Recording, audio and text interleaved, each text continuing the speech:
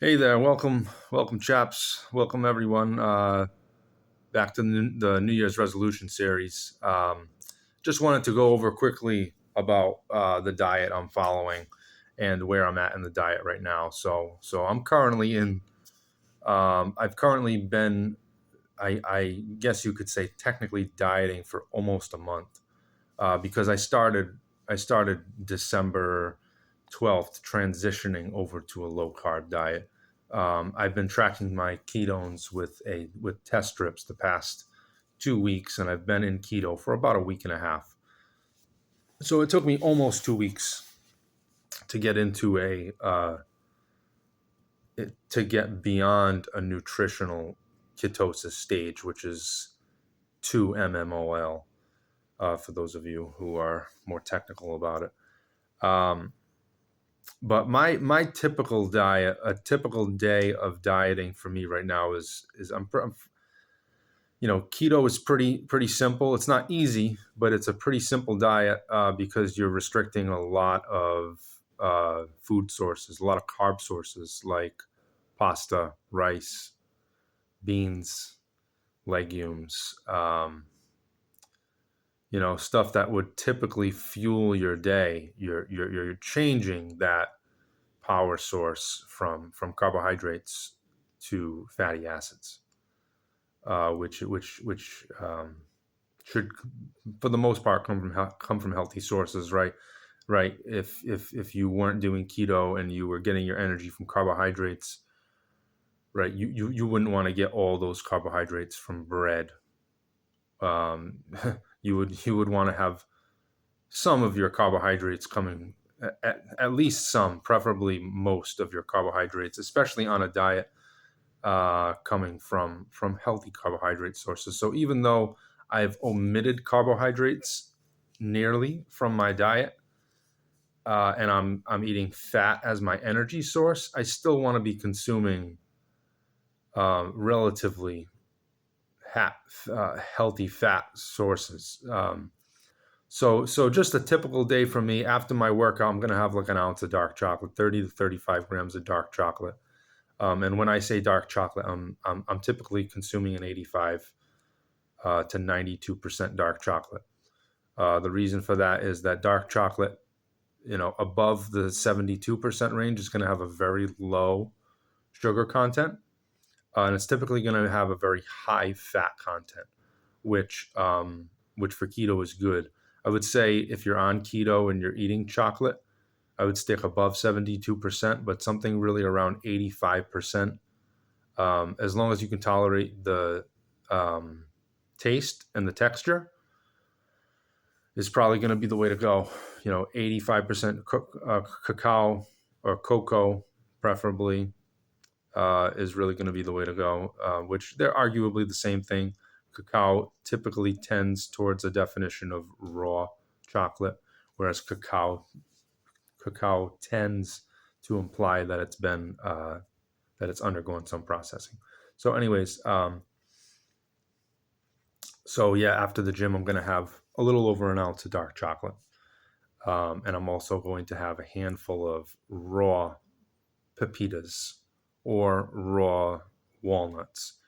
I prefer pepitas because I prefer walnuts, but I prefer pepitas over walnuts. So I guess you could say I prefer those two nuts the most because they have very low sugar. Um, they're some of the nuts that contain a higher percentage of omega-3 fatty acids, very low sugar, and although they might not be affordable, pepitas are actually quite tasty. Um, they're also good for men's. They've have I've read that they're good for men's sexual health and vitality.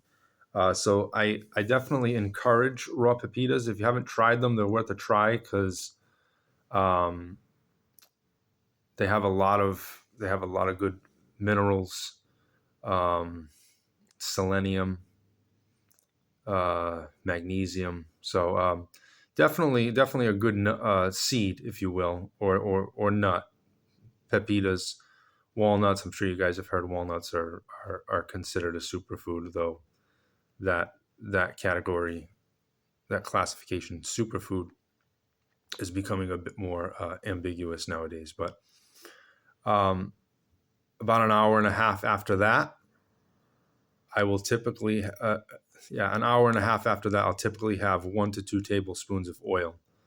I'm eating organic oil or unrefined oil, coconut or olive or avocado. I'll just have 1 or 2 tablespoons straight up. Particularly olive oil, the first time you do this, it's probably going to burn.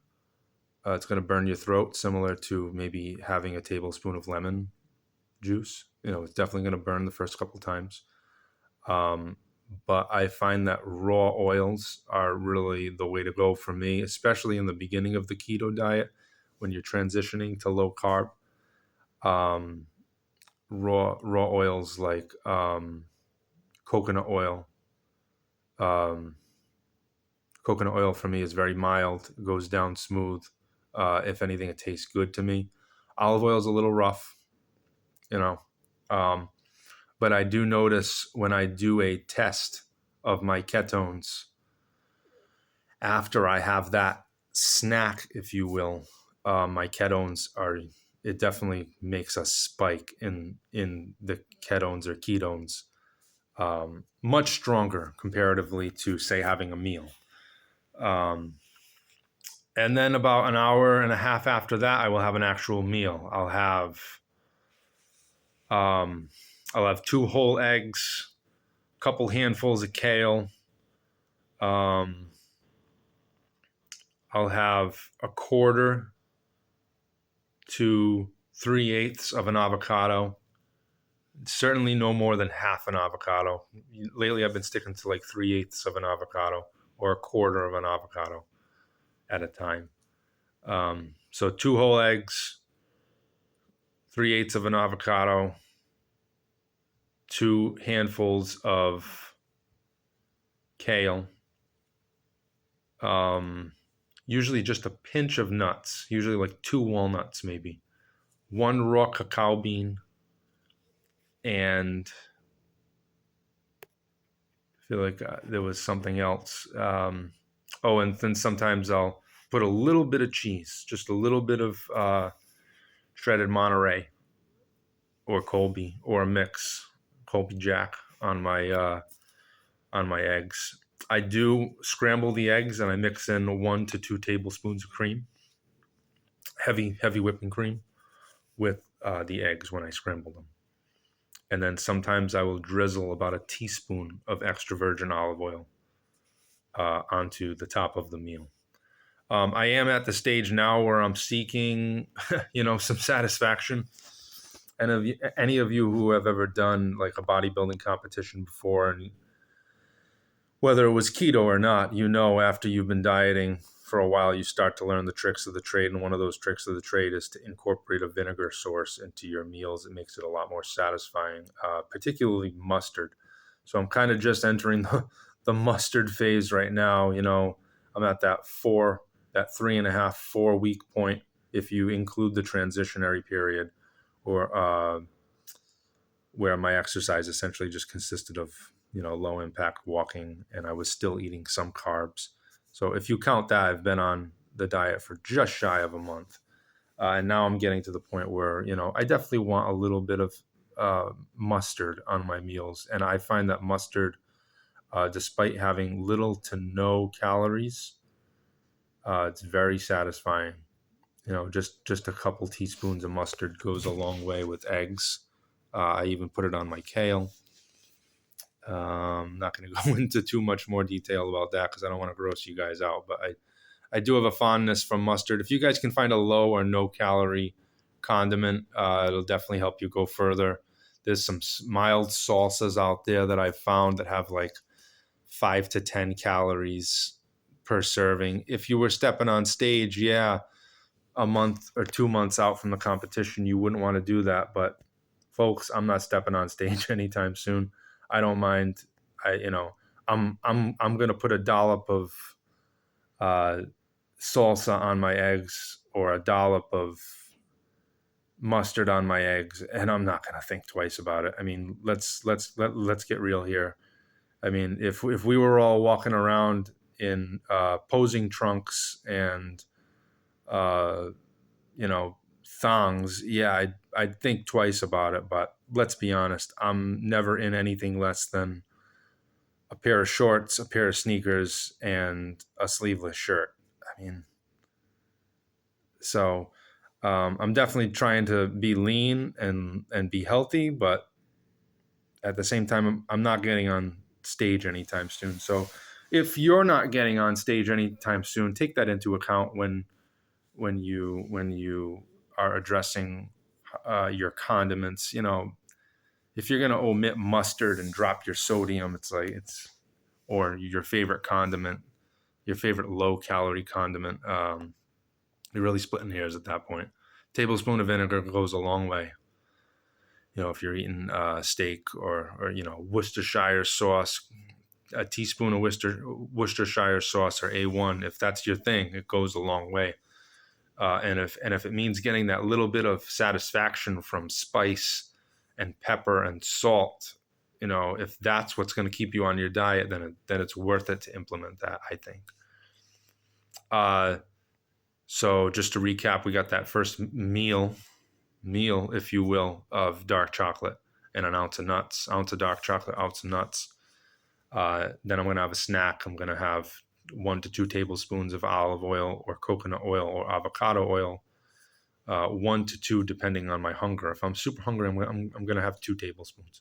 If I'm not hungry, I'm going to have 1. Then I'm going to have my eggs and kale meal with those other little fixings. The cacao bean, couple grams of nuts, avocado. Then, maybe 2 hours later, I'm going to have another snack of oil. I'm going to have another tablespoon of oil, maybe 2. Typically 1. Typically by this point, I'm not too hungry. The keto diet keeps one of the advantages of the keto diet is it keeps your hunger levels relatively low throughout the day, which is nice. So I'm going to have that tablespoon of olive oil. Then I'm going to have my last 2 meals are interchangeable. It's going to be either 5 ounces of steak or 5 ounces of salmon, or insert your favorite meat, tofu, tempeh, pork butt, bacon, whatever you want to do. I do steak or fatty fish. I prefer sirloin. I like salmon. I like trout. If you do a white fish, make sure you get a decent amount of oil on that thing. And then I'm going to have a salad with that. I'm going to have a mixed green salad. Super important addition to the day. Just like that kale with the eggs. Because we're not able to eat a lot of fruits on keto, you got to get your vitamin A from somewhere. You got to get your selenium from somewhere. You got to get your vitamin K from somewhere. Calcium, vitamin C, potassium. And just with those 2 vegetables, I consider avocado a vegetable. Yeah, it's a fruit, but whatever you want to call it. Just with those 2 plants, avocado and kale, you cover, with avocado, kale, and pumpkin seeds, the raw pepitas, you essentially cover, more than half of the diversity of vitamins and minerals you need for the day. Not the quantity. You have to gauge that on how much you need. So I have a decent sized salad, and I toss it in olive oil. Sometimes I add a couple spices, some black pepper, some salt, and some what's it called? Not aged cayenne, smoked paprika. Smoked paprika, definitely a favorite of my spices. So I'll have the 5 ounces of meat or tofu or tempeh or whatever, pig hoof, whatever you prefer. Just make sure you're getting a good ratio of protein to fat, preferably from an animal source. And then I'm going to have about 3/4 to an ounce 3/4 of an ounce to an ounce of hard cheese, and a half to 3/8, a quarter to 3/8 of an avocado with that meal. Lightly drizzle a little bit of olive oil on it. And then my last meal for the day is going to be another ounce of dark chocolate, 30 grams. I'm typically having 30, sometimes even 35 grams of dark chocolate. Let's face it, it's loaded with antioxidants. It's got a ton of fiber in it. I mean, it's got essential amino acids, and it even has omega-3s and omega-6. And I mean, it just excellent food.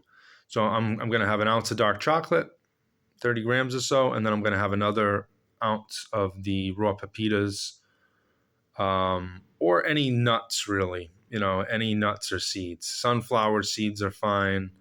Peanuts are okay, but usually when I do peanuts, I'll mix in some other nuts, some walnuts, some pecans, some cashews. I typically won't do all peanuts, but if you do all peanuts, it's fine. I've had success with that before. I've done keto diets where all you eat is eggs, fish, and nuts, eggs, fish, and peanuts all day, and you get ripped. But like I said, those last two meals are interchangeable. So if I'm full after that, if let's say I was a little hungry and I ended up having 2 tablespoons of that oil, and then I noticed an hour and a half later it's time to eat, and I'm saying to myself, I'm still kind of full, I'm probably going to have the chocolate and the nuts meal. And then after my workout, I'll have the 5 ounces of salmon with the avocado and the salad and the drizzle of olive oil, and reverse it if I'm hungry. If I only had a tablespoon of olive oil and I'm feeling kind of hungry, I'm going to have that more satiating meal first. I'm going to have that 5 ounces of sirloin with a salad before my workout. So that's pretty much where my diet's at right now. Again, I'm not counting calories, just because I've done this so many times. But if I had to estimate how many calories that I consume in a day, I would say I'm right around 2,200, maybe 2,250, 2,300 at most. So somewhere between that, I would say it's 2,200 right now. And like I mentioned, I'm at about 215 pounds as of this video. I haven't weighed myself. I have a doctor appointment in a few days where I'll probably find out. But I'm usually, when I guess my weight, I'm within a pound or two. I'm pretty spot on. I can slap a turkey breast on a scale, and before I hit the tear, if I said 8 ounces, it's probably 8 ounces. I'm pretty on point when it comes to weight. I can guess people's weight pretty well. So anyways, that's my diet.